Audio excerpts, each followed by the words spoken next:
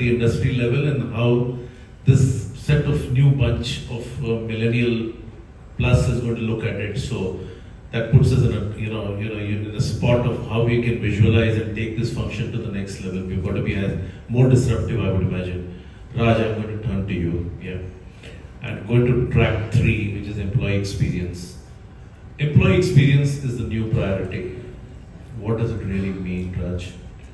How different is it from employee engagement? And your quick insights on the changing perspective of employee experience, and what is that you're doing at Axis Bank? So let me just step back. See employee experience, and even before employee experience comes the conversation on HR. Right? When we entered the room, we kind of talked about employee HR's view is, and we heard many things, and this is something that we've been hearing over many years. Today also you heard that HR is more than Rangoli competitions or samosa parties. That first itself is something that we need to kind of understand and perhaps not go back and kind of revisit, are we relevant, are we a business function, are we an enabler, are we whatever. We are relevant, that's why we are sitting in this room. Period. Nobody's talking about, obviously there's conversation on the CEOs are dying breed because the same function is getting fragmented, etc. We don't hear that. Why are we self-flagellating? The reason we are self-flagellating is because I completely agree with Ron. We've not upped our skills. We are anthropologists in the organizational context. We are data scientists in the organizational context. Things have moved digitally. We haven't. We haven't upped our skills. We don't understand to seek patterns via data. And coming to employee experience, and employee engagement is something that's easy. We say do once a year surveys, look at some satisfaction scores and say, okay, that is employee engagement. And employee engagement is a misnomer. It assumes that somebody else's job is to engage the employee. Please understand, when we talk about the generation that is coming here, you need to be trusting of them. You need to also say that through technology, there is a complex ecosystem that's been created. It's not just a linear physical space kind of view that you have.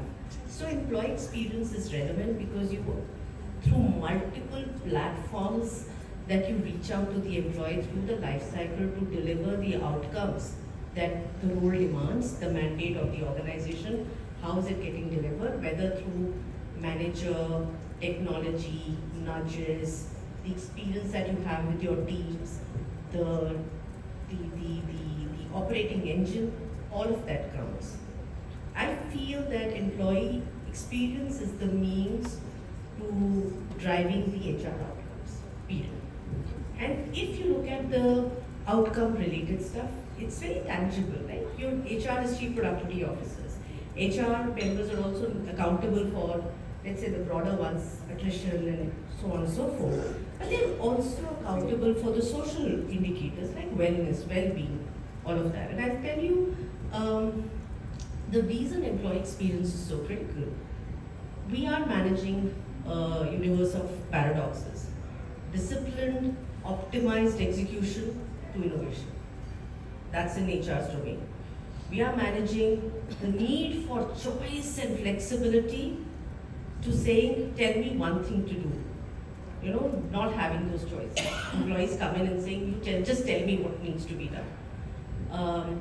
You are managing a world of attention deficit employees, completely attention deficit, but living a world where they're doing 3-4 things at the same time. And in organizations, they're expected to do multiple things again, and they struggle. So you need to understand the persona of the employee, and we've done that time and again. Sunil talked about flexibility. I completely agree. In Axis Bank, we were very fuddy-duddy in 2020, prior to 2019. We moved to a place where we said we have all kinds of formats. We have essential workers 5 days a week because customer doesn't have any flexibility. Customer actually is 24/7 with digital. We have a format in non-customer facing, we have hybrid.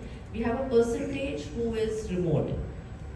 And we also have a percentage who is freelancers. Believe you me, for me, the choice that we've extended, it's a mode to not only attrition and all of that, but the outcomes are so much better, both in terms of promotion and performance matrices.